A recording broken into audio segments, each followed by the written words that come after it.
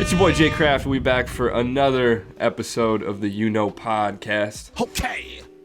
And it's I got my boy Mike Watts. Yeah, I was about to take a sip of coffee. Over there coming from Chicago. When I'm over here not doing the intro, I space out. I'm just pressing buttons and like sipping coffee. I don't have to do anything. Just smashing sound effects. Exactly. The UKNO podcast, man. We're back week 9. We're almost in double digits with this shit. This is getting kind of cool. So before we get into like the topics, I have a question for you. Say that. How are your hot cues doing? Like, I mean, you're smashing these sound effects left and right for a solid hour and a half, you know, every Tuesday now. I do it every How are they Tuesday holding now. up? I do it pretty much every like Friday, Saturday. I'll have something DJ related to do. It's actually holding up really well. I don't know if anybody cares, but I'm not even gonna show it to the camera, but it's fucking the Pioneer SB3 DJ 300 or whatever. It's really cheap, but it's really good for what it does. You know what I mean? I take it around the city with me all the time. They don't pay me to say that, but I fuck with it heavy. Like, the hot cues are doing amazingly compared to no free ads, but a free ad. Get yourself a Pioneer. Exactly. I mean, Pioneer's the industry standard. If we're talking about DJ equipment, like, this is what you buy. You know what I mean? That's what I got. I think I got a model year after yours, maybe 2. Hell yeah. Dude, we still got to mix together. We haven't even fucking been able to sit down yet. This weekend, or not this weekend, like 2 weeks from now, basically. I'm planning on coming down to Missouri. Yeah, So we got the bags taped to record. Keep we that can even do like a live low-key. podcast. You had said the 7th, huh? Yeah. So the 7th is when there's a UFC card. I think Saturday, some homies, other homies from Chicago are trying to slide down. So y'all can caravan. I bet. And then we could do a live podcast in person. Maybe have a guest or two. Get a mix going. Okay. Say that. Lots of sticks in the fire. Lots of irons in the what's the curn? Is that the word? What's the word? Like the hot molten lava thing that they stick swords in the olden days. Oh, come on, man. Yeah, one of those. I don't know. Whatever that's called. Yeah, we need one of those, but yeah, it's hot, and it's a lot of them in there. Bitch. Okay. so from there, let's get to the first story. From there. Start me off, man. We We got a kind of a throwback to start it off, right? Nuggetting. Do you know what nuggetting is? So I actually had to re-look it up because I'd remembered the term, but I didn't remember exactly what it was. But of course, now that I see it, I'm like, oh yeah, I've definitely nuggeted people before and shit like that. Oh yeah. So like turning the backpack inside out, right, and then putting the books in the backpack and zipping it back up. That's what we're talking about. Yeah. Some like old school, high school bullying shit, like low key, fun, playful bullying. Yeah, like I wouldn't go so far as to call it still bullying unless you did it to someone like as a bullying thing, because you could do it to your friends, and that's not. I wouldn't call that bullying. You know what I mean? I would say that the bullying deciding factor comes down to your relationship between the nuggeter and the nuggetee. Always want to be the nuggeter, not the nuggetee. You know what I mean? Exactly. But sometimes, you know, life hands you nuggetees, and you just got to eat them with some sweet and sour sauce. So what brings this up? Is there like a story related to nuggeting, or is it just still a thing? There's a video related. Shouts to the homie Sam Crane, friend of the program. Let's go. He had a video from in here. I'll shout out the guy's Instagram, because he had a video that I saw that I just thought was fucking hilarious from PD_USA. Yes, sir. PETEY_USA. He's like an Instagram personality that makes like funny sketch comedy. And there was like a little like 45-second, minute-long little skit based on nuggeting. It was hilarious. Okay. And so we have a random channel like in our office messenger thing at work. Yeah. And so I put it in the office messenger, trying to do a little like social like survey, right? Because I felt like our generation, our age, those people in the office would know what nuggeting is because we know what nuggeting is. We used to do it. Yeah. And then I would think that those older people, you know, my boss and the people that are above me in the company, people with, you know, kids, they wouldn't know what nuggeting is. Yeah. And I was amazed to find out that nobody in my office has any idea what I'm talking about when I shared this video. Old or young, nobody knows. Okay. Old or young, nobody. Darren, friend of the program, Yes, sir. younger than me, no idea what nuggeting is. So I went to Instagram. I went to the local connection because I needed to dig deeper. It's research. We are doing the Lord's work. Okay. And these are the questions that the people need answered. Yeah. So, as it stands right now, we have a total of 35 responses on the research poll of 141 people that saw that. Not a great participation rate, but you know what? You got to work with what you got. Okay. And we are sitting at a 2/3 majority that knows what nuggeting is. And for those of you interested, the research question is, you're in high school. You go to the bathroom, and you come back from the bathroom, and you hear somebody yell, "Ha, you got nuggeted." Do you know what happened while you were in the bathroom? See, off bat, personally, I would think no. You know what I mean? Right now in my life. Because before in high school, of course, I know exactly what you're talking about. Okay. But like now, I had to look it up just seeing the word nuggeting. I'm like, what do you mean by that? But okay.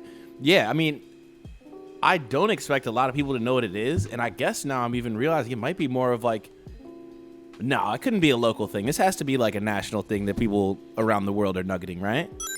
Well, looking at the results, Yeah, 2/3. it's heavily skewed to Chicago. But that's because, my Instagram followers are going to be heavily skewed to Chicago. Okay. And, it happens. Yeah, makes sense. There's somebody from Green Bay, Wisconsin. Shout out to Julie Gast. She answered yes. She knows what it is. Okay, all right. Now we're getting Let's places. see who else we got. Jeffrey. Well, he's not from Chicago. He's from, I think, Missouri area or maybe DC. But he knows what it is. Okay. The rest of those people are mostly like Trent Miller.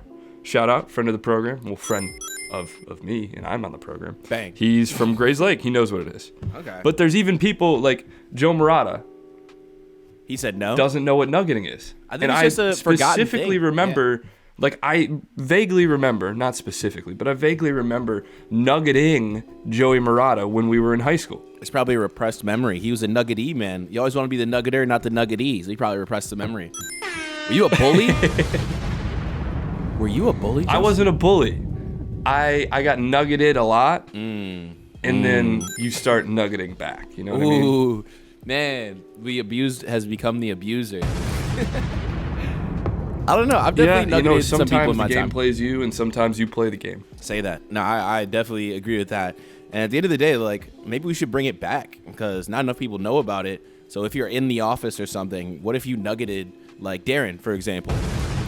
What if he got nuggeted and then now this is his first experience now of knowing what life is like, what the real world is like, you know? That's what I was thinking because I wanted to try it out, but then I thought, okay, well, nobody brings backpacks into the office. Really? So that's my first issue. You don't have a backpack at all? Nobody. No, I mean I it's always like wear a backpack it's to the not. It's not like an office or like a big city office, you know what I mean? Where you're not Yeah. taking the train and like public transit. It's like most of your shit's at the office, Makes or sense, yeah. it's in your car because you're driving to the office. But I think we should bring nuggeting back because there's a lot of bullying going on right now in schools, right? And a lot of it is very mean spirited, like yeah. fights and social media, like bullying and like telling people they're fat and stuff. And I just want to get back to the playful bullying where we just take backpacks and we flip them inside out. Who is hurt? Okay? You might be late to third period, but all you got to say is, "Sorry, Miss Thompson. I'm so sorry I'm late to English, but I had to put my backpack right side in because I got nuggeted." That's real. And I know teachers would know what that is at the point too, you know, because it happens to kids. I think the worst outcome that's possible of an actual nuggeting is your backpack breaking, right? Like, I remember I had pretty falling apart backpack by the time senior year of high school rolled around. So if that got nuggeted, it was an easy chance for the zipper to snap since you're trying to force it together the wrong direction. You know what I mean? Like, Okay. it's not exactly made to do that, but it's harmless. You know what I mean? Bring back nuggeting. That's what I'm saying. Yeah. There's a lot of mean bullying. This is like a fun, playful bullying, which I don't think there's a lot of, and there's not a lot of options for our bullies out there. We don't condone bullying, but if you're gonna do it, you should do it in a fun and playful way. Okay. That's just my horse, and I'm gonna get down off of it at this point. Bang. Well, you want to know who actually deserves to be bullied at this point? Who? Amanda Bynes for her fledgling rap career. I definitely actually hadn't heard of this song before you put it on the call sheet today, but Amanda Bynes is a rapper now? Question mark? Is there any background to this at all? So, to answer your question, I would personally say no, but I guess that comes down to what your definition of a rapper is. If you put together a beat in GarageBand and lay down some vocals that are offbeat and out of key, and you release that song, are you a rapper? Yes. You can be, at least. I think there's a lot of people that Amanda do that. Bynes is a rapper. So, I mean, even from the title of the actual article here, it says Amanda Bynes and her fiance, so we know who the other person is in this song here. The name is on it, but I don't really give a fuck. And her fiance released a song following the end of her conservatorship. So actually, like, in the wake of Britney Spears getting out of her conservatorship with her father that was, was terrible. Now I guess Amanda Bynes is released from her own shackles, as it were, and is using that newfound freedom to start a rap career. Let's go. I mean, are we gonna play the snippet? Yeah. All right, here we Throw go. a little snippet in there. This is the Amanda Bynes Just song. do the refrain with Amanda Bynes on it. Exactly. I'm trying to skip right to that part. If this is the one that gets us like copyright stricken for the week, I'm It's well turning worth up. it. Yeah. Well worth it. Diamonds on my neck, on my wrist. Diamonds on my fish. Yeah, I'll wait. Oh my God. You know what I mean? Like, that's an absolute banger. Paul Michael is the guy's name. Him and Amanda Bynes. It's on everywhere: Apple Music, Spotify, Amazon Music. I'm honestly surprised that this one didn't make it into the playlist at the end of the week. I have an interesting take on this one because previously we talked about how PETA was coming after Kanye in the game. Facts. For the album cover with monkey. that flayed monkey. Again, we disavow that because it's kind of just nasty to look at. Yeah. But if PETA's going to come at Kanye in the game for an album cover, they need to be coming at Amanda Bynes. I was like, they need to be what? They need to be coming at Amanda Bynes. Yeah. Because she's putting diamonds on her fish. I feel like that's going to interfere with the gills. It's going to make it difficult to swim and breathe in the water. And I think that's a more worthy cause that they should be going after. Okay. I do think that if, in fact, she does put diamonds on her fish, that's animal abuse. Don't do that, Amanda. But at the end of the day, I wonder how much money Amanda Bynes still actually has from the Nickelodeon days and stuff. I know she went through a lot of, drug binging and vibes and stuff like that. But at this point, she had a conservatorship. So there must have been something to protect to a certain extent. You know what I mean? So maybe she does have enough money to put diamonds on her fish and stuff like that. And maybe it's done very tastefully, It could be great. It could be. I mean, it could be like, imagine like a goldfish swimming around the tank with like a little chain on with a diamond goldfish on the chain. That could be tight. That'd be awesome. But if we're like embezzling our fish, that's where I draw the line. You mean like bedazzling? It's too much. Yeah. But I think that embezzling, isn't that like the technical like diamond word for it? Like when it's real diamonds and not just shit you're getting off of Amazon or Walmart? Nah, you can like embroider diamonds onto something. Embezzling is like the money term. It's like a type of fraud. It's like cleaning money. Yeah, you're right. Same fucking vibe. Either way, I support Amanda Bynes in her musical. I don't know, whatever it is. I'm not gonna listen to it, but hey, I think everyone that wants to make music should be able to. You know what I mean? I agree with you, and I support her in her efforts to make music and make money off of her music. But as somebody that enjoys listening to music, I just hope she does better in the future. I can agree with that. I think the real thing being that the song is terrible. Like, there's nothing, zero redeemable qualities about the song. The Paul Michael verse, the fiance, is probably the worst rap verse I've heard in the last 4 years. So, like, terrible, just garbage. I actually don't know if Amanda has a real verse or if she just did the chorus, but she should probably ditch the chorus and her boyfriend. I think her fiance. Yeah, it's bigger than that. You're just putting Amanda Bynes on the song for clout. Exactly. That's what I would do. If I was like getting married to Amanda Bynes, I'd definitely up my rap career. I wonder who this Paul Michael guy actually is. But I do have to say though, it sounds like it looks like from what I'm seeing on social media and reading in these articles, it sounds like and looks like Amanda Bynes is more warranted of being in a conservatorship than Britney Spears at this point. Yeah, I mean, I don't want to say that. I don't know if that's a hot take. That might be a hot take, and I don't want to say that about anybody because it's like wishing jail upon someone at a certain point, you know what I mean? Like, I don't want to see Amanda get abused by her conservator at any point. So if the conservatorship ended and that was a good thing, then I'm glad it's over. But a lot of these young starlet type people, like Britney Spears, like Amanda Bynes, I'm sure like there are other people that are just as cope. I'm trying to think of like some young male. Oh, fucking who's the guy that was on That's So Raven? Orlando Brown. I bet he needed a conservatorship. You know what I mean? I bet that could have stopped a lot of ugly things from happening in his life. But we got to make sure people are looked after with their money. You know what I mean? Yeah, man. It's just wild to see the difference between like an Amanda Bynes and a Britney Spears versus like a Bieber or like the ones that don't just self-implode. It's crazy. You wonder what happened in your life. I want to get inside your head, root around, and just. I mean, Bieber found explore. Jesus. If Bieber didn't find Jesus and like Haley Baldwin, he definitely would have kept imploding because he was going through those bad stages for years or whatever. He was spitting on fans and. I don't know who it was that said it, but like they made a very good point.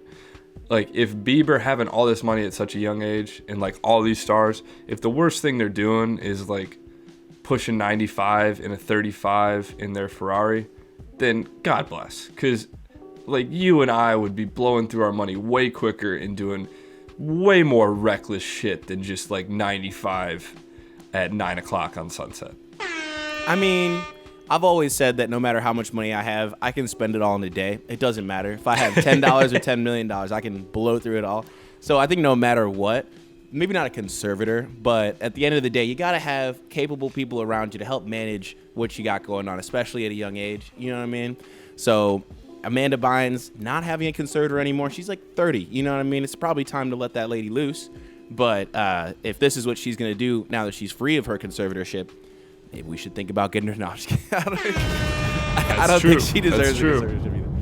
This Paul Michael guy doesn't seem like he's got her best interest at heart, though, if he really released that song. I'm say that. Okay. Yeah. I mean, the song is just circling back around. The song is just, it's bad. Hot, steaming garbage. Terrible. I don't know. Like, so do you think that people with a lot of money should have some kind of person that's watching over it besides them? So I'm segueing into the next topic here, right? So we got Elon, right? And Elon is trying to buy Twitter, Elon Musk. Should there be caps on what he can do? Because people have been saying for so long, like, oh, Bezos and Elon don't have most of their money in cash. They have it in, stocks and things like that and options related to their company and blah, blah, blah. But he just offered to put up, $43 billion to buy the whole platform? That's cash.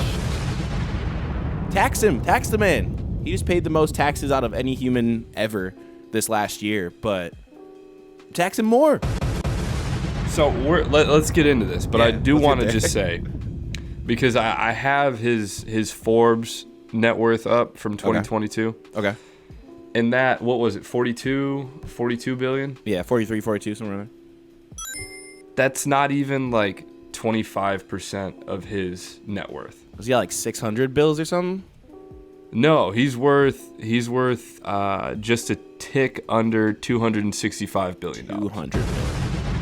Oh, which is change. More money than anybody could ever like comprehend having in your bank account, let alone having scattered through probably 20 to 30 different accounts with like different investments and all this bullshit. But to answer your question, I think Elon and Amanda Bynes, and Britney Spears and Justin Bieber and everybody, I think you should be able to do whatever the fuck you want with your money because it's your money.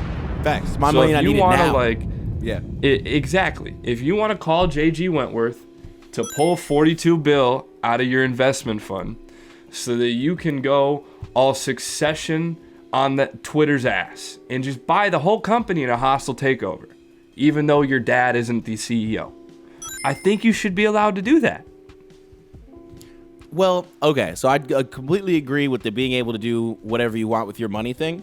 I do think there have to be some sort of limits because, man, when we're talking about taking this public company, Twitter, private, so that Elon can use it to make his own personal decisions, and he's the one that's saying that free speech and election sanctity and things like that hinge on having this platform be an open space for discourse and stuff like that.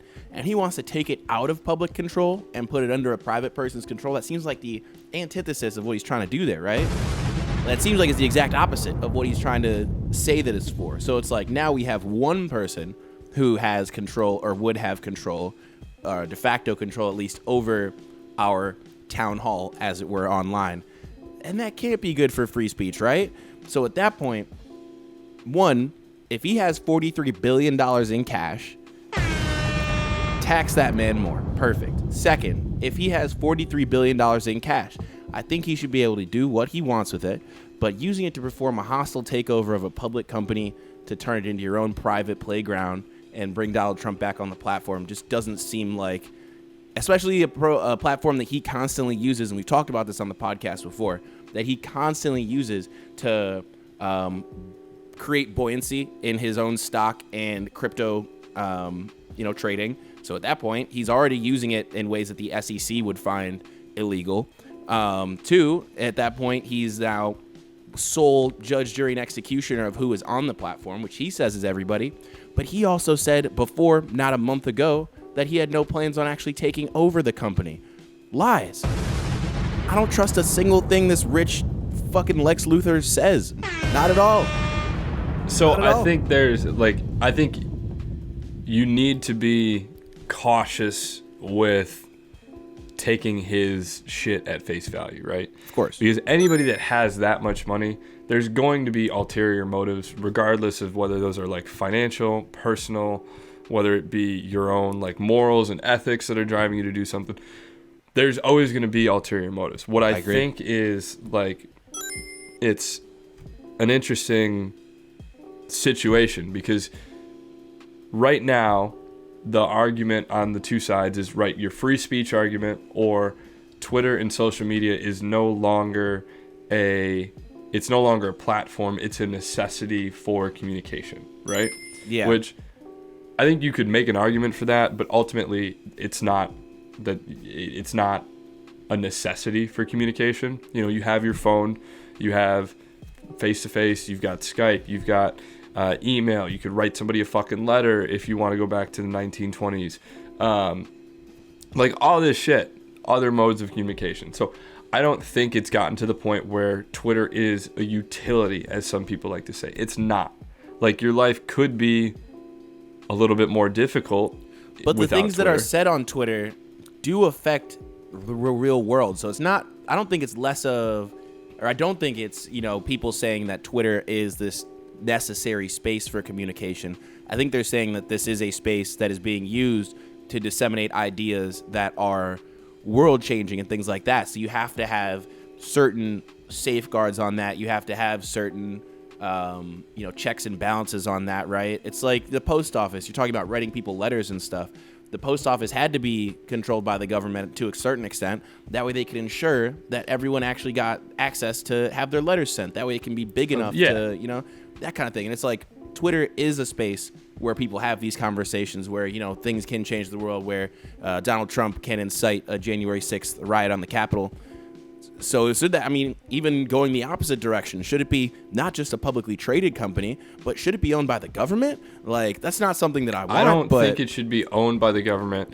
And I think that he's trying to take the company private in an attempt to prevent more and further government regulation that super liberal people are trying to push. I think there's a huge push for more of a rules of engagement, so to say, on social media in general. And, like, you can't share false information, this, that, the other.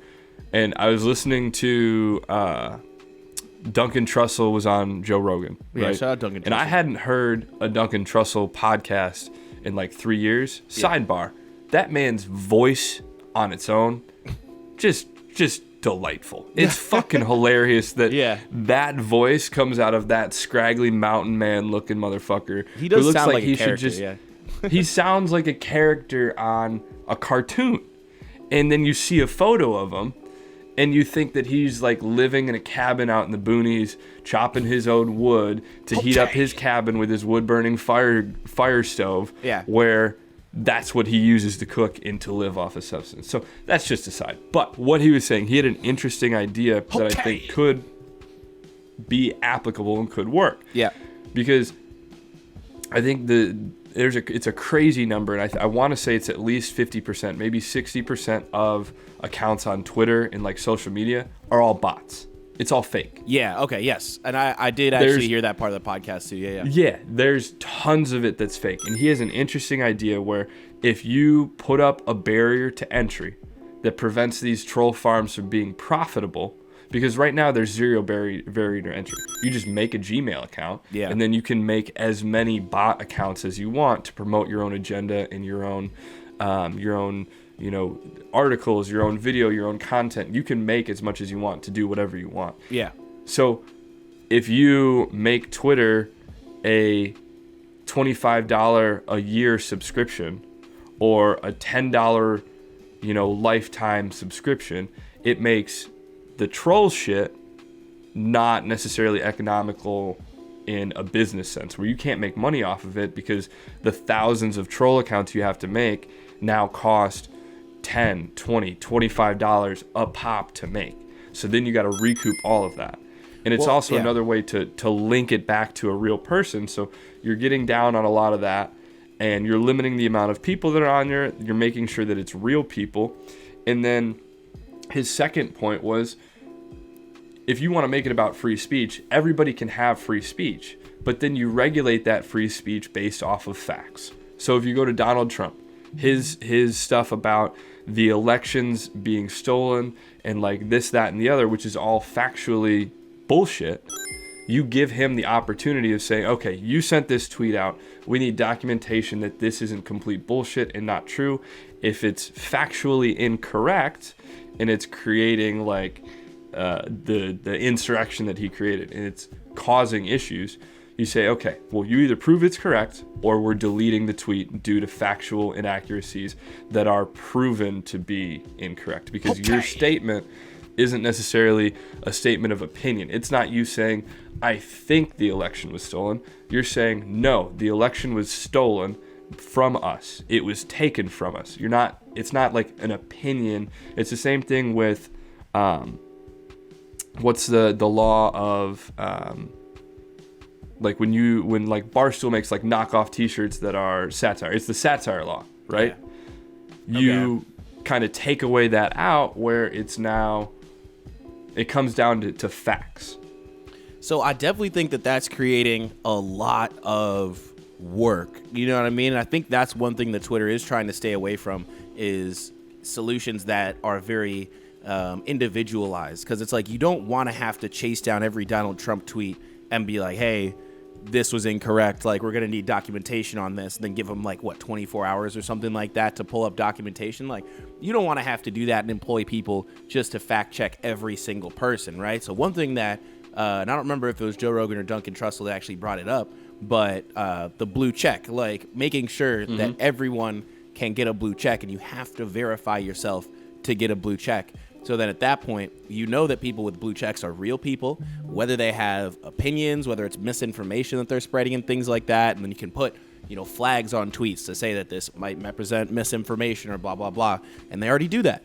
And you just know at that point that the blue check people are people that have verified themselves, that are actually people, and that are speaking at least from a point of individuality, from like a person, instead of a bot farm. You know what I mean? Where at that point, you can just assume that anybody that doesn't have a blue check is a bot or a troll or something like that. You know what I mean? I do think that was a better solution for a lot of the problems than, say, having Twitter, be monetized, like where you have to pay $10 a year or whatever. Like, I mean, I'm just going to stop using it if you have to pay for it the whole time. But, I mean, it's crazy because, like, a lot of news sources get their stories from Twitter. Like, they just have tweets of people. They'll put a little blurb at the top of the thing, but it's just reactionary tweets all the time. It's like, this is not a place, or this website is much bigger than just, a message board or something like that. But you don't want to go to either side where you fully regulate it and have $10 a month there and everybody drops off the platform. You also don't want to go the other direction where it just turns into 4chan because everybody can say exactly what they want all the time. You know what I mean? I think regardless of what happens, it's a company that was a concept that, let's let people communicate and get things out there quickly. Yeah. And it's turned into something way bigger than Jack Dorsey and any of the founders ever thought it would be. Definitely. And it's turned into almost a problem child that I think people way smarter than us should solve. Yeah, but yeah. With that being said, I think the idea of linking it back to an individual person, whether that's, a phone number, whether it's a phone number and a one-time account setup fee of $10, but tracking it back to an actual individual is the starting block. And I think the other option, right, is like you said, you don't want it to be the Wild Wild West, but you also don't want it to be like, the internet in China. Okay? Yeah. You want to find a middle ground. I think the other interesting idea that could possibly work is you have a no holds barred Wild Wild West Twitter where you can turn that on if you want to. But you also have the other Twitter where it's like parental controls, right? Wouldn't that just create more, like, even bigger, kind of bubbling of the space? I forget what it's called. Where you have your bubble, your sphere around you, where it's escaping me what it's fucking called right now. But like, wouldn't that just lead to people being more secluded in their bubble? So more conservative people would just hear only more conservative opinions because they have safe Twitter or whatever on, something like that. Well, it could be. I don't know. I think it's all just I'm for the free speech because I think once the government gets involved in regulating publicly traded companies, it's a slippery slope, and I don't think you want to open that door in general. But it's also interesting because there's you've got porn stars out there literally just posting, and OnlyFans people posting porn on Twitter, just on their fucking timeline. Okay. But you can't go out and say some factually incorrect shit about the election being stolen. Yeah.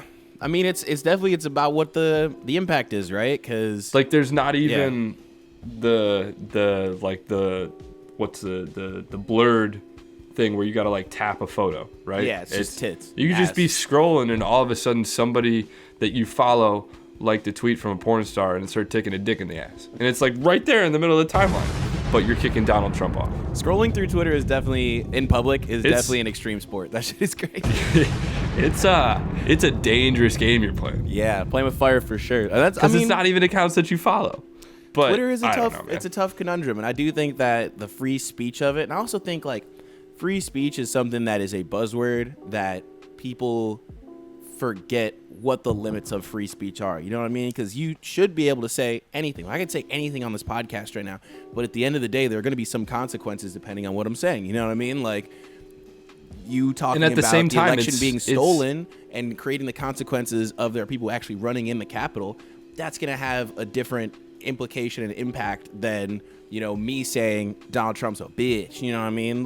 They're both protected. But what it comes down to, ultimately is like, yeah, you want free speech, but it's a company, it's a corporation, and you're using their platform, so you need to play by the rules of their game, because you're playing their game, you're using their platform, and it's their platform that they own. So if they don't like what you're doing on there, they're well within their right to say, just get the fuck out of here.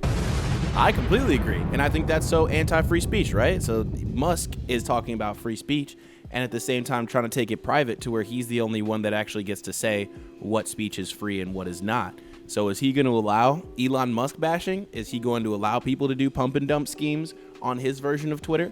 But at the end of the day, the CEO had said that they're not trying to cave to his hostile takeover, which I don't think they should.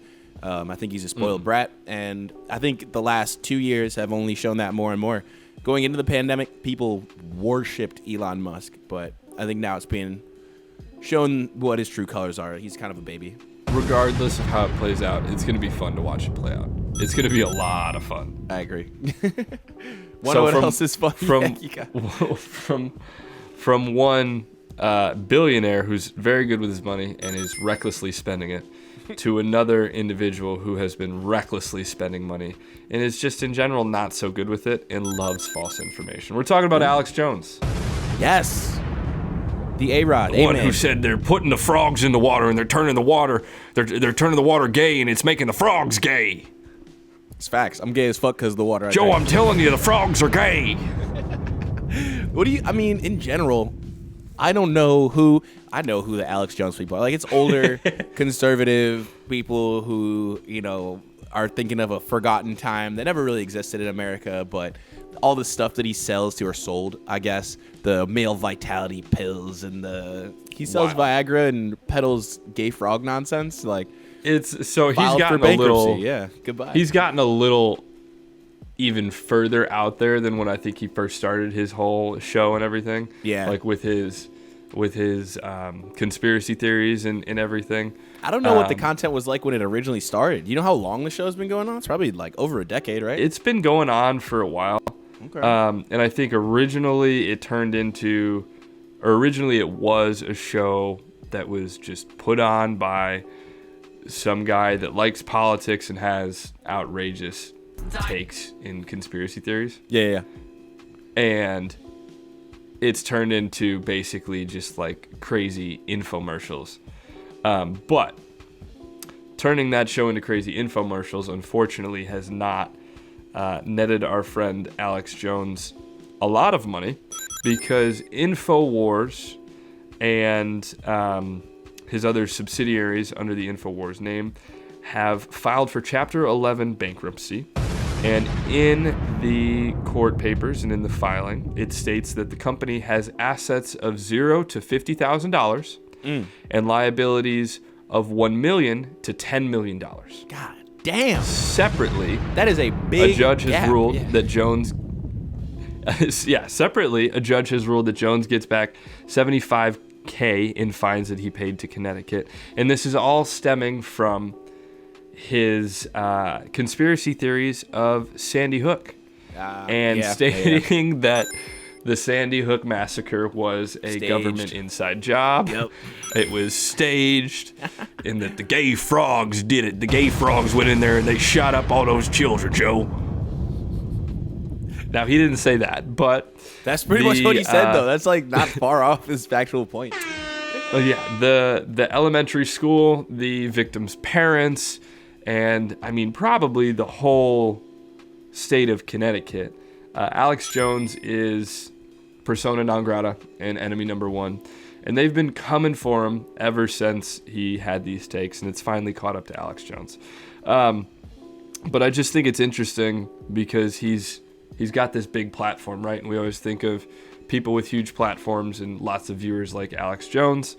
Not saying that what he is promoting is remotely factual. Okay. But you think of people like Alex Jones and you think that they have a lot of money. You'd think, yeah. And then you find out that his company is anywhere from $950,000 to $9,950,000 in debt, and that they've just been bankrupted by all these lawsuits. I mean, Karma's that's kind of the point of bitch, the lawsuits, right? People like burying so. companies and people under lawsuits has been a thing forever, and it was only a matter of time before he was gone. I'm sure that like a lot of people that are in that kind of conservative space, you know, the election deniers and stuff like that, they're all going through their own version of this right now, but his is very public and very well deserved. Like, it's time for Alex Jones to go crawl back under the rock with the gay frogs, you know what I mean? Yeah, it's I don't watch InfoWars. I'm assuming you don't watch InfoWars. The only time I consume Alex Jones podcast or Alex Jones content is when he's on Joe Rogan's podcast. Which I still only see clips maybe of that. Maybe clips. Yeah, I listen to it because normally it's not just Alex Jones on the podcast. He normally has Eddie Bravo on the podcast with Alex Jones, who's equally nutty. And the two of them just escalate, and eventually it's just two conspiracy theory motherfuckers screaming at each other, and Joe's just trying, guys, you're talking at the same time, guys, calm down, Eddie, Alex, come on. And it's hilarious to just watch that implode. Oh my. All right, Pete. I mean, do you think he's going to be back on Joe Rogan and stuff like that after this, or do you think he's going to start finally disappearing from the public eye?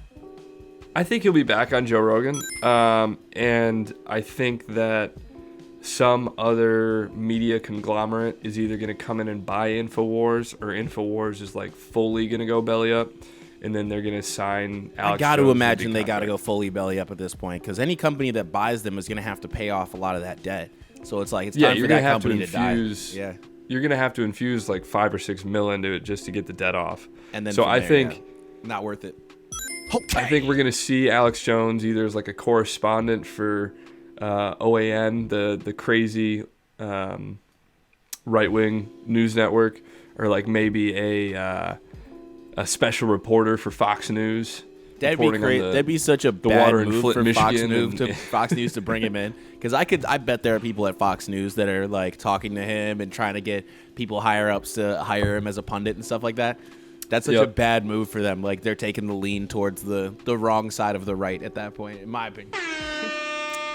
Yeah. There's not a lot to break down in this story. Basically, don't make claims that school shootings didn't happen, and you'll be okay.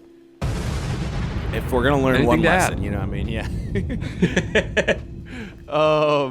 From there, let's talk sports, man. There's a lot of sports stuff going on right now. And you're going to have to fill me in on this first one, because I actually don't know much besides the fact that I look like Evander Kane a little bit. You do look like Evander Kane a little bit. I know. Evander Kane, I would say widely known as not a great guy. Yeah. Also, along with Alex Jones, has money problems. Doesn't really know how to handle finances, and just, again, not a great guy. But him and Ryan Hartman last week got into it when Minnesota was playing Edmonton, and had a little Donnybrook, a little scuffle out on the ice. And as Minnesota's Ryan Hartman is heading back to the box, he turns around and gives Evander Kane a nice double bird. Lets him know how he's feeling. Double. The double bird. I think so. I watched the video last week, but regardless, Ryan Hartman, after the game, was asked about it. He said, I'm sure I'll be fine for it, but I'm sure it's going to be well worth it. You can tell by the way that I had 4 of my teammates coming to my defense, and he had none of his coming to his defense. How he's viewed in his locker room, which facts. Okay. Damn. But the really cool part of this story here is that Evander Kane's now separated wife went on Twitter, and I think either tweet or quote tweeted Ryan Hartman, or maybe the video or something, saying, "Hey, don't worry about the fine, I got you," and donated $250 or $500, just Venmo'd Ryan Hartman. Yeah. Which then started the avalanche of Minnesota Wild fans and basically NHL fans in general, because the majority of the league doesn't like Evander Kane, just donating money to Ryan Hartman left and right. Hartman then went to Twitter and said that all of the Venmo donations that he receives up until Friday night, giving it about a week's time, will be donated to the Children's Hospital in Minnesota for the pediatric healthcare system in the hospital, which, feel good story. Everybody loves charitable donations, but it really feels good when Ryan Hartman whoops somebody's ass, then gives him the bird, and that guy whose ass he whooped is just a piece of shit. Okay. And then he gets fined for it, and everybody else gives him money, and it goes to a charity. So all around feel good story. Feel good story, yeah. I gotta love it. I don't like Evander Kane either. He's just an asshole, period. And at this point, flipping birds and donating to charity, like Ryan Hartman is lovable dude of the week, something like that. Like, let's go. You know what I mean? Evander Kane on the other hand, he's having a good season too. Punchable face Evander Kane. I have a similar face, so. I was gonna say, careful. You might be labeling yourself. Let's talk about another bird, though. I want to talk about the basketball bird, the Kyrie Irving bird. Here we get into the tea, huh? Yes, this is what I need. Honestly, Kyrie has attitude problems, and he always has, but it's for a good reason. You know what I mean? You don't go play and get called the N-word in Boston and not have attitude problems like that. And this was when they were playing the Celtics. And I don't even know what the fan had shouted. Do you know what the fan said to him? See, this is where I may have a differing opinion, because in this instance, I don't know anything about like other instances that he's had. His gripe with Boston is not like racially discriminatory in my understanding and from what I've read online.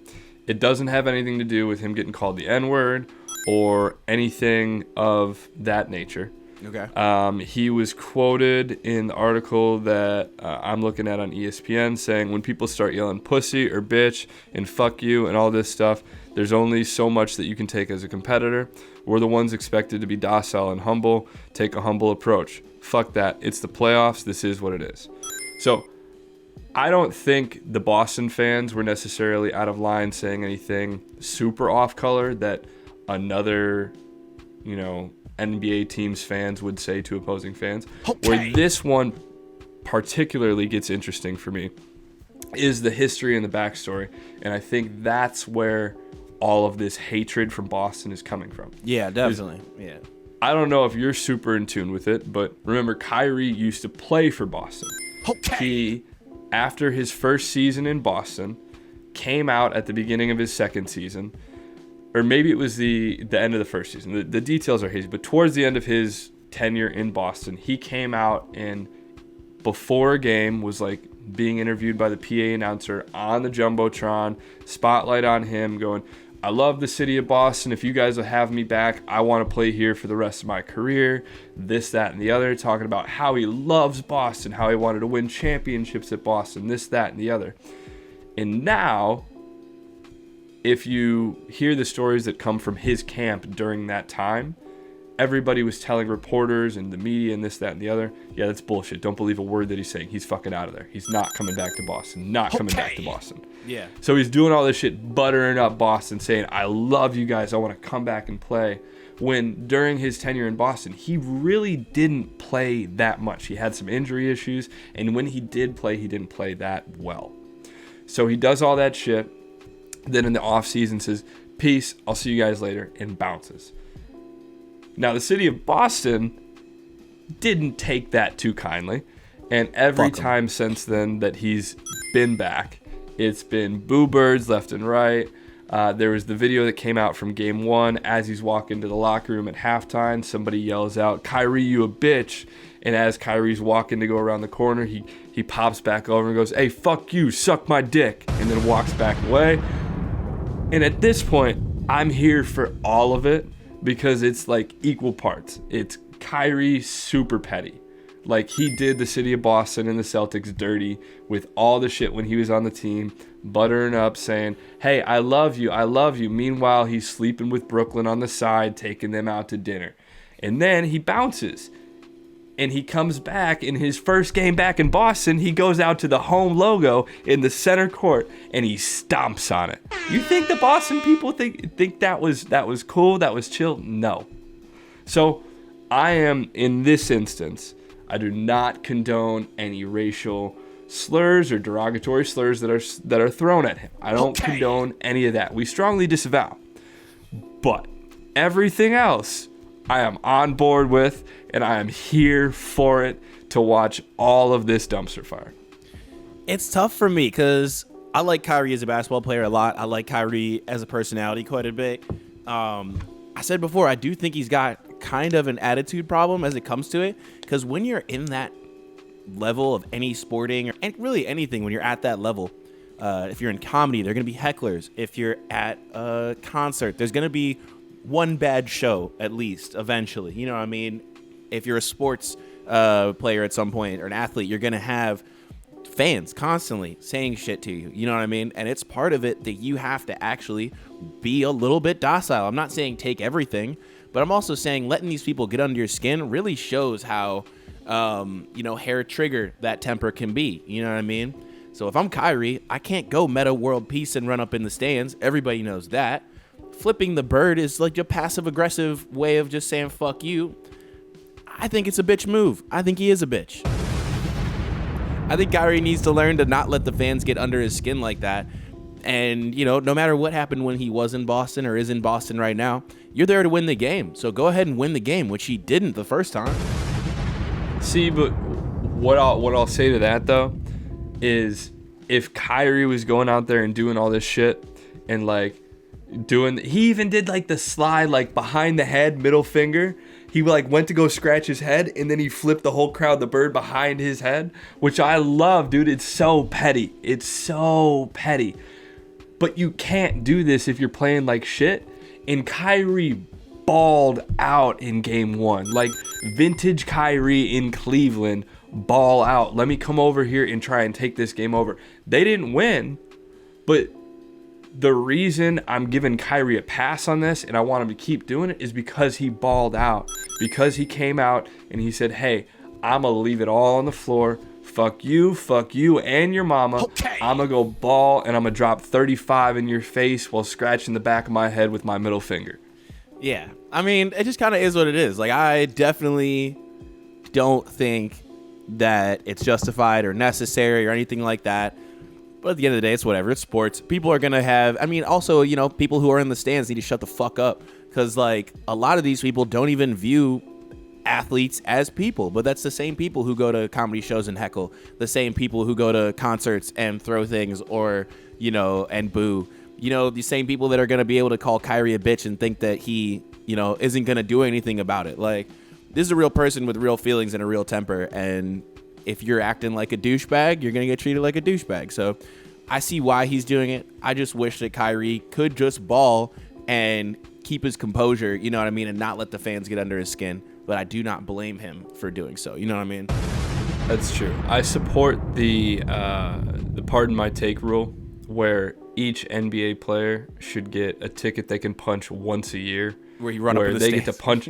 Yeah, they get a ticket where once a year you get to call out a fan in the crowd and you get to tell that fan, all right, you come down to center court, we're squaring up. I full-heartedly support that. All right, we are going well over time now. I can tell we're shooting for the stars as to how long this podcast is going to be. But I want to stop in on the Bulls real quick before we actually go to the next section.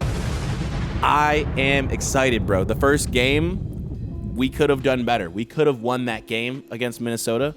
But at this point, we need Vooch to keep Not Minnesota, Vooching. Milwaukee, sorry, yeah, different M. Against the Bucks. But we could have won the game. We need Vooch to keep Vooching. We need DeRozan to lock down that middle ground like he always does. We need Caruso to keep playing out his ass. We need everyone to kill Grayson Allen. I didn't say that. We need everything to go right for us to actually win this series. But I'm fingers crossed. I don't have too much more to say at the moment because we got game 2. What is it, tomorrow? Wednesday in this case, right? Yeah. So we're gonna know how game 2 goes by the time the podcast actually drops. I'm gonna be more of a realist here. I don't think we win this series, but I do think the way that they came back after being down, the first half was bad. 15? Yeah, it was bad. I don't know. They were down double digits in the first half, and they brought it all the way back. And the fact that they were even in that game after the first half they played speaks volumes. And the fact that they're doing this without Lonzo. They haven't had Patrick Williams all season. Okay. He's been gone. He's going to be a big piece. He's still, 21, 22? This is not a we needed to go deep in the playoffs team right now. Yeah. This is we're kind of, showing you what we got coming, right? Nice. It's not we're playing the long game. We're not playing like the short window where we're trading off literally every single asset like Tampa Bay did to just get a Super Bowl. All right. Okay? And then last question here. Who's winning the finals, man? Manifest it.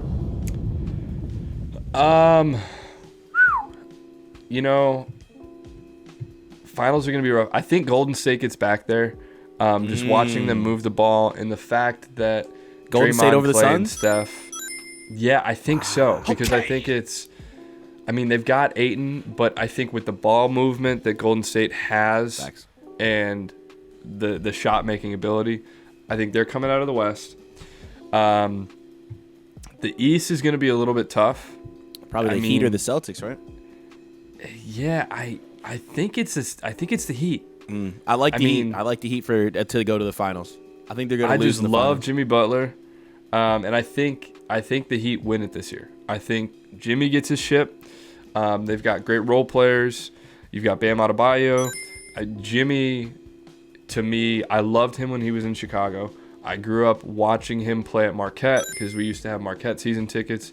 He's always been a dog. He's always had that dog mentality. Okay. I think Jimmy gets a ship, dude. Damn. All right, bet. I think that the winner of the championship is going to be out of the West. And I'm thinking that it might be the Suns this year, man. I want someone to kick them off of their high horse. But they look really, really good right now. You know what I mean? And so do the Warriors. The Warriors look really good. The Heat look really good. I mean, the East is looking weak comparatively, which is sad. Okay. But at the end of the day, I think that the West is going to take it, and I think it's going to be the Suns. I don't want it to be the Suns. So when I'm proven wrong, I will be the first one to say, thank God.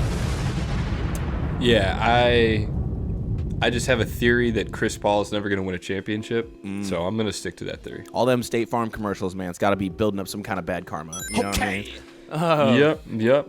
All right. So sticking along the lines of basketball, we are into the 3x3.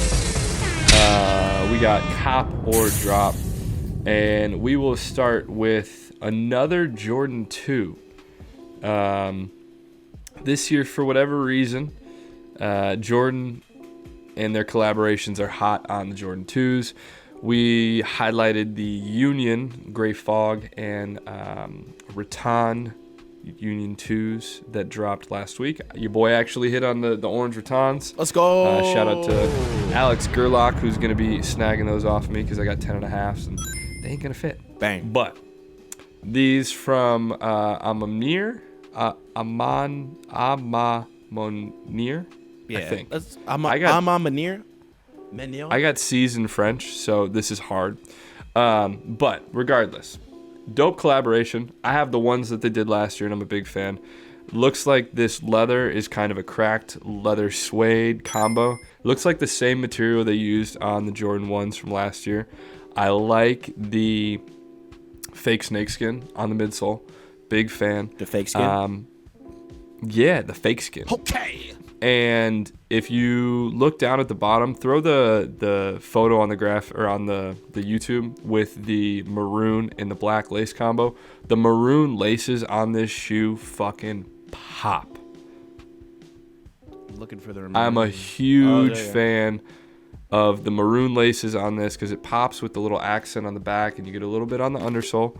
The inside sock liners, a nice quilted maroon. Again, I'm not a huge fan of 2s. I never really have been. But these ones right here, I think, are my favorites of a lot of the collabs we've been seeing on the Jordan 2s so far this year. Okay. So these are cop for me.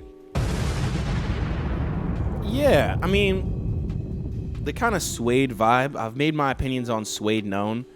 Just can't do much in that, you know what I mean? The cracked leather suede seems like it's something that's not going to hold up very well.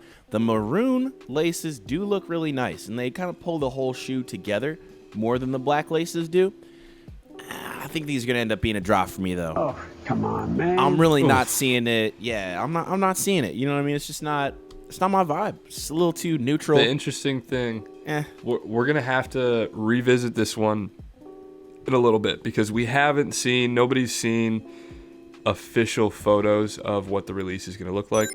I've seen a couple different photos, some with maroon sock liners, some with black, some with a little bit more of a pink outer, some with a little bit more of like a white faded outer. So we got to wait and see. Apparently, these are supposed to be dropping at the end of the month. So we'll see what comes out as far as photos and stuff like that. But for me, personally, it's a cop. All right, yeah. We're split 50-50 on this one. These are all right. You know what I mean? These are all right to me. I like that they got the meneur on the back of it or whatever, however you pronounce that shit. La meneur. Yeah, the ones they did last year are heaters. I was able to get a pair of those. Haven't worn them yet. I got them in a nice little display case, showing them off right now. From a Jordan basketball shoe, we're keeping the basketball rolling. A Yeezy, they are trying to roll their way into an actual on-court basketball shoe. Okay. And these are the Yeezy basketball knits in the slate azure colorway with some reflective uppers. Visually, I think it's a cool shoe. I think if you try and hoop in it, though, you're tearing your Achilles or breaking an ankle. I don't see a whole lot of support there. You know what I mean? Yeah, I mean, it's a lot of things with these knit shoes and the sock shoes. It's like a Balenciaga kind of inspiration on those. There's just really not a lot of support, but it does look like the top part there might have more of a rigid inside than it's giving off right away, the kind of sock look that it's got on the top there. Colorway is absolute garbage in my opinion. Really? I don't like it, man. The tan, light blue, gray, it's just kind of all knit together with a black sock type vibe at the top there. Nah, man, that's not it for me. Like, I do like one of these pictures. It looks like it's I kind of like the colorway. I kind of like the blue and the tan kind of blend. I think it looks good together. All right. I mean, I think it's the sock part that really gets me because, like, the blue and the tan, not the worst thing, but we have the gray on the back and just like the heaping of black that feels just thrown on the top there. It's not cohesive to me, you know what I mean? But when I see the picture of him on dude's feet, I feel that. It does kind of look like it's a little reflective, which maybe that's what I need. I need to see him under some like light or a camera flash to really get it. But these are my second drop of the day. I think these are a drop for me. I'm not gonna get them. I think they're a cool shoe. So it is a double drop. I will say what I see visually, like mentally, when I'm looking at this shoe, is I see somebody wearing like just a low top basketball sneaker with like those thick ass McDavid ankle wraps. Okay. Like the shit that Steph wears in a solid black. I feel like it looks like you're just wearing a low top shoe and you've got busted ass ankles. Like you're a 25-year-old hooping, but you got ankles of a 45-year-old. So you need those like heavy braces. Okay. All right. That's what you want to look like? Like, what the fuck? I don't know, man. I personally, I'm not getting them. Oh, true, right. I think they're cool. I like the colorway. But for me, I feel like I need to see Yeezy do like 3 or 4 iterations of a basketball shoe that they want you to hoop in before I'm going to spend like, these are probably $300. $270, It says $300. Jesus Christ. Yeah. Come on, man. Yeah, I'm not spending that kind of money on a pair of shoes like this. Nah. So from the Adidas Yeezys to a brand that we have not featured on the program yet, Mischief Sneakers. That's MSCHF Sneakers.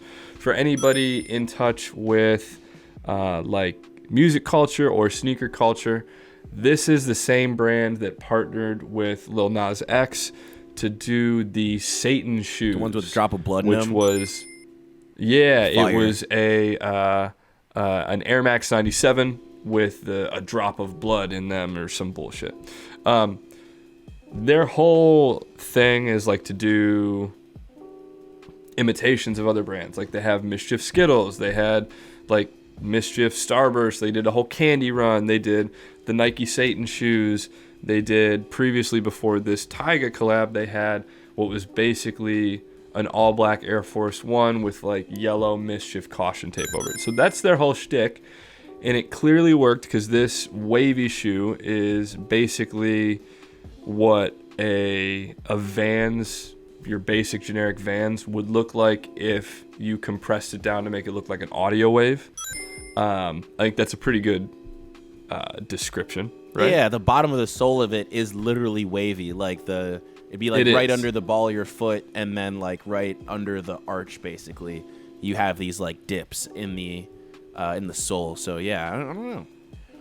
What do you think? What do you think? Clearly, I mean, it got Vans' attention because Vans hit him with a lawsuit. You got it. Right. That's what Mischief wants with all these shoes. These actually, they did drop, I believe, yesterday. So we're recording this on the 19th. They dropped on the 18th, and they sold out, I think, in like less than a minute or two. Yeah. Resale isn't going crazy on them.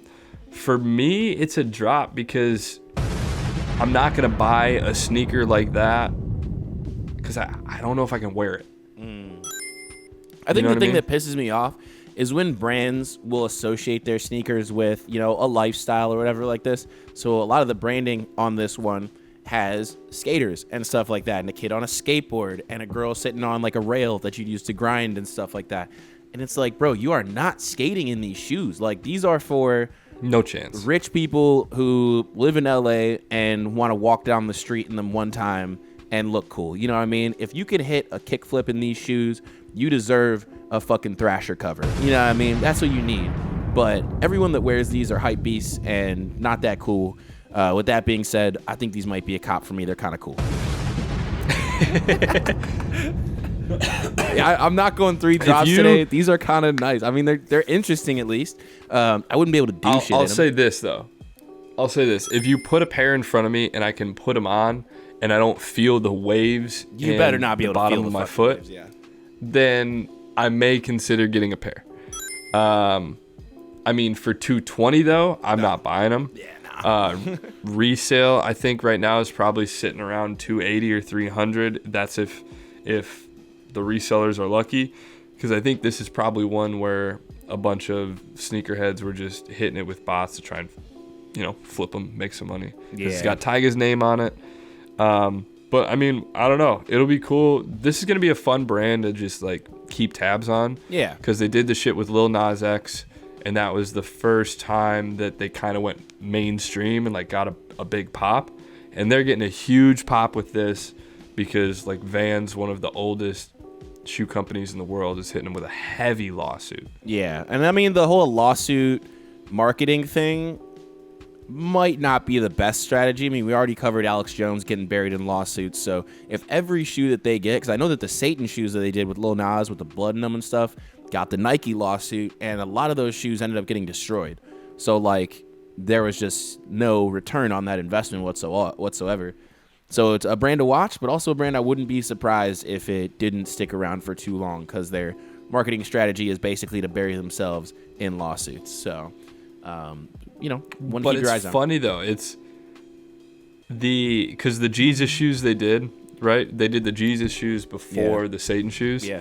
And the Jesus shoes were the exact same 97 Air Max, just in a different colorway that the Satan shoes were. And those ones didn't blow up at all. Like nobody even knew about them. And then Lil Nas X does the devil shoe, and it's like, oh my God, what are they doing? Putting this devil language out on our airwaves. And so then Nike came out and hit them heavy, because now they've still got the shoe on the website, but all the Nike logos are censored, redacted. Yeah. All right. Well, shit. But I would give those. Out. Yeah, I'd give those a cop as a very light cop. But the $220 for a wavy shoe for like an art piece, you know what I mean? I could wear these to the rave, to the goth rave. But besides that, like, not too much going on for me. But yeah, I mean, shit, man, it's probably gonna give you like what, an extra 2 inches on your overall height. Hell yeah, man! I'd love to be 6'2". I think that'd be cool. I feel like 6'2" is like it's a kind of a lame height. I like 6 feet. I'm 6 feet even right now, and I think that's the perfect height. You know what I mean? Until I reach 6'5" or something like that, I don't care to be any taller. Like if I hit 6'5", that's different. Catch me on the ice, catch me on the basketball court, I'm gonna be busting. But whatever. 2 more inches. I'm with you, but if you throw like an extra 2 inches on my height and I can dunk, I will take that all day. I just want to be a white man. It's about your that legs, can dunk. man. You got to get the legs going. It's not about the height on the dunking.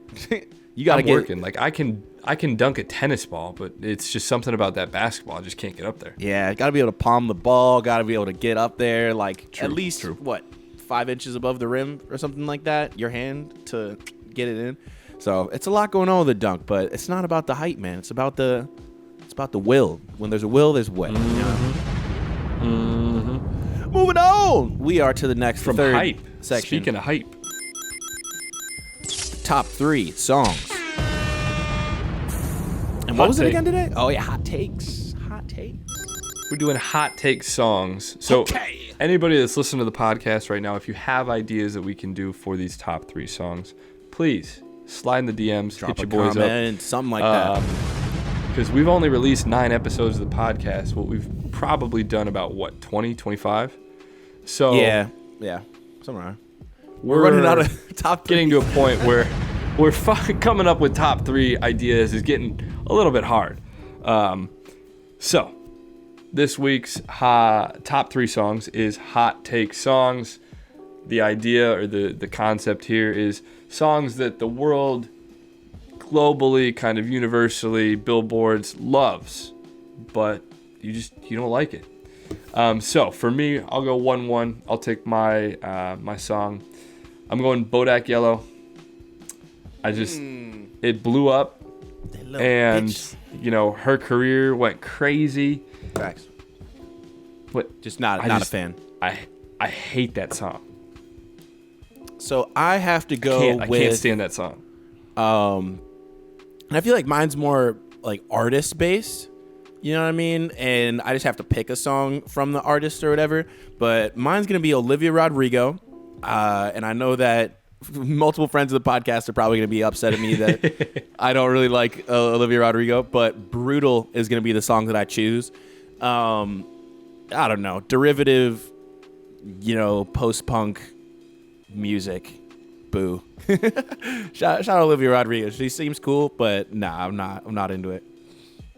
Bro, I'm going to see Olivia Rodrigo tomorrow. I know. That sounds like certain people who listen to the podcast probably won't be happy with that pick for me. Certain but- people on the podcast. Damn. Yeah, I don't know. It's not my vibe.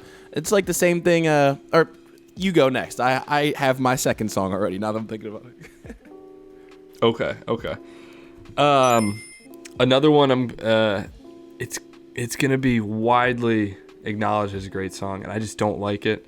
I do like Bruno Mars, but 24K Magic, Ooh, that's a I good don't one know. actually. I just don't like that song. It comes on and I'm just like I will get a little bit of a bob, but I'll be upset at myself that I have a little bit of a bob. You know what I mean? That's the real thing. The Bruno Mars songs are definitely like manufactured pop. Like it's made to get you to feel something, like an Uptown Funk kind of vibe. Like it's made to get your head nodding. So if it doesn't do that, even if you hate the song, like it's gonna get your head nodding. That's the point.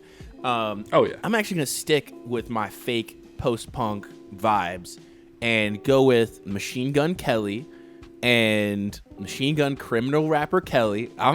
These are hot takes, and I'm getting everybody. And I'll go with Emo Girl on this one. Like a lot of people, I've been hearing that song more and more, but I think I'm with you. I don't like that song. a lot of the Machine Gun Kelly songs. I mean, I could choose a more controversial one, but it's okay. No, that's a hotter good take. one because I love Machine Gun Kelly. I mean, we've seen him live. Yeah. I love Back when he was like Machine Gun Criminal Rapper Kelly, though. I haven't seen him since he's back punk, when he punk used to rocker. spit. Yeah. All right, last one, number 3. Okay, we're kind of scraping the bottom of the barrel here,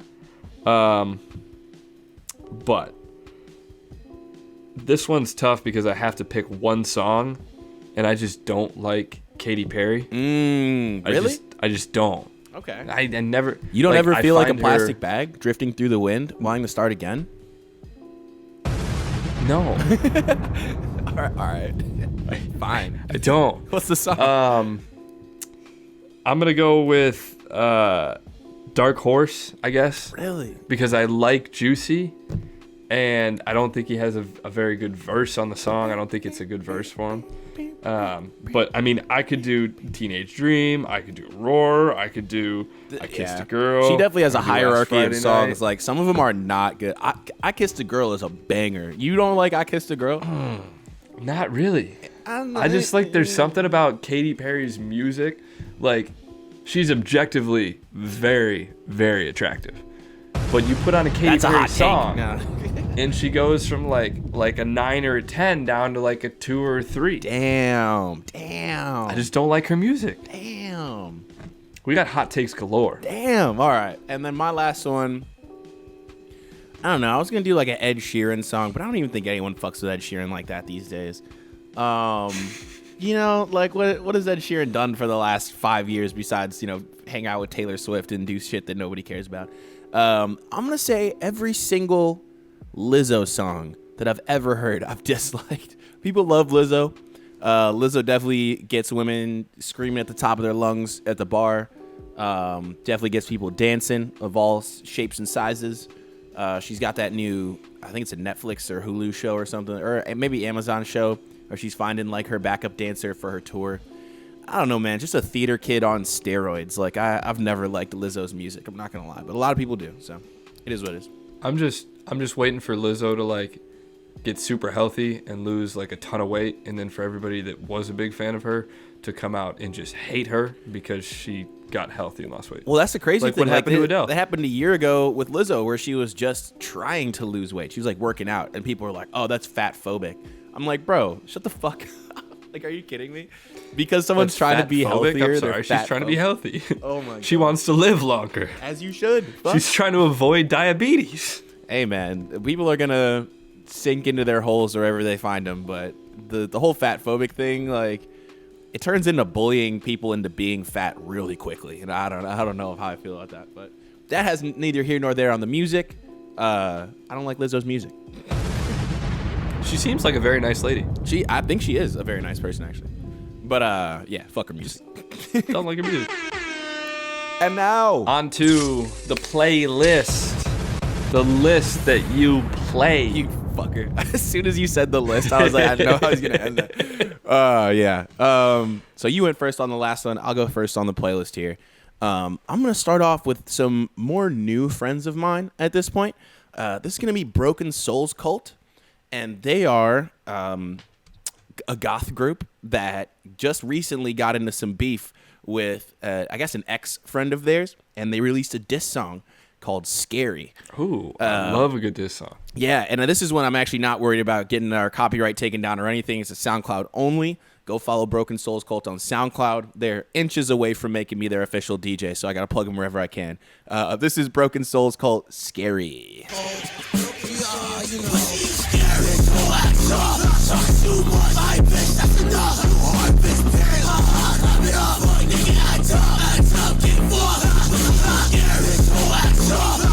Yeah, Dude, I need to make it to one of these shows. There's a lot going on coming up here soon in the next couple months, so you got to just come back up to Chicago maybe end of May if you have a chance, or early June. We also have a show July 1st that they're definitely playing in, so there's a lot of opportunities to see some Broken Souls Cult. I'm trying to see that whole Broken Souls, Vomit, Dastardly, see Junebug. Yes, sir. What you got? We are not going as emo goth. Damn it. But from one old Jack with new music last week to another old Jack with new music this week. Oh. Love me some Jack Johnson. This is a great song to just like go to the beach with the homies, you know, maybe bring a cooler and just crack one open. If it's a state where it's legal or you have a medicinal license, I don't know, maybe roll one up and spark it. Okay. But this is Jack Johnson, One Step Ahead. When it feels like it's all closing in on the lines we Okay. I think like I've I always should- loved Jack Johnson, you know what I mean? I've been a big Jack Johnson fan, but this song in particular, I feel like I should be sitting on a couch on a beach watching a sunset. I completely agree. Like, I just feel like a lot of Jack Johnson songs have that vibe. You know what I mean? Very beachy. I mean, he's a pro surfer, was a pro surfer at least. Like, just a vibey ass dude. So, big love for Mr. Johnson himself. He's killing it. Yeah, man. It's been a minute since he put out music, and that song, it's a good song.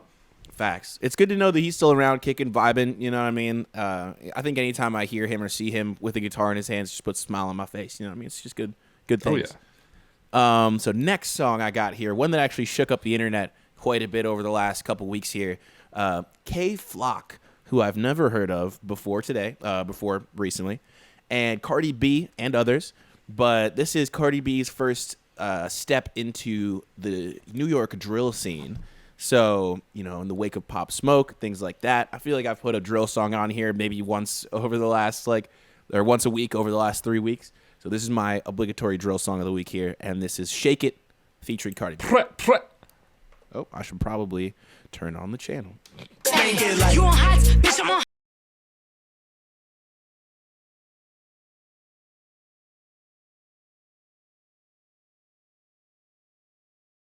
Now, but I'm not gonna lie, man. I do love that sample. Cardi verse spits a fucking Cardi B spits a verse. The Cardi verse is fire, and the sample is also fire. On point. Let me play it back from the beginning here, just for that very beginning sample. Just want to see you. Come on, like we got a little like belly dancer Eminem in there. That's what it is. Fire. Fire. What you got? We'll keep the female love rolling. Bishop Briggs up next. This is her new song, High Water. I first found her a couple years ago. She had that song, that White Flag song, that was like, it was like kind of a pump up song that was on all the college football playoffs, and then I think it was on some NFL like promo stuff. Like think Imagine Dragons, but like a solo female artist. And God, that you sounds pretty much terrible. got that song. I'm just kidding. But it was a super gimmicky song. This song right here, High Water, very poppy song. But the one thing that got me is her vocals and her voice. She has an amazing voice, and just belts it on this song. So this is Bishop Briggs, High Water. And now I've been high without you. Now I've been. Okay, yeah, I see what you mean by belting. She definitely is putting it out there with the vocal cords. Yeah, I man. rock with that. She has a great voice. Hell yeah, I rock with that heavy. I had not heard of her before. I don't think I knew of that other song, the White Flag one. My last one here for the week, we're going to go to a very good friend of mine. And this song is also actually produced by me. Let's go, baby. This is called Slayer by Retro Gibson. Hey, I saw this one. Yeah, it's a vibe and a half, if I do say so myself. And at this point, we're just going to go ahead and jump right into it. Here we go.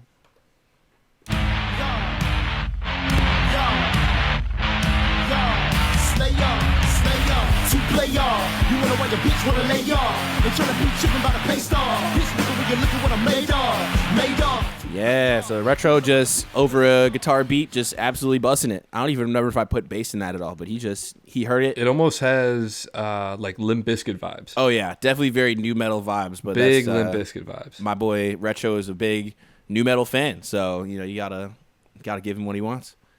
Fuck yeah.